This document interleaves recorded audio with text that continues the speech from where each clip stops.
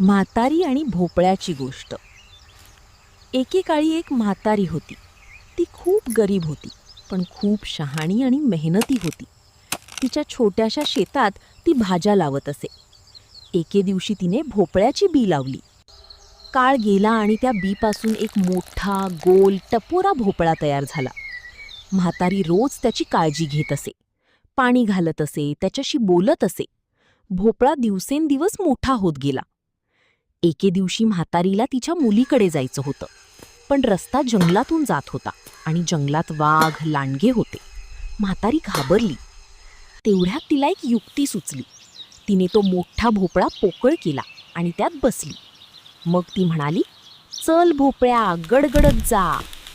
भोपळा गडगडत जंगलातून जाऊ लागला. वाटेत वाघ आला आणि विचारलं, "अरे भोपळ्या, म्हातारी दिसली का?" भोपळा म्हणाला, "नाही रे बाबा, पुढे जा."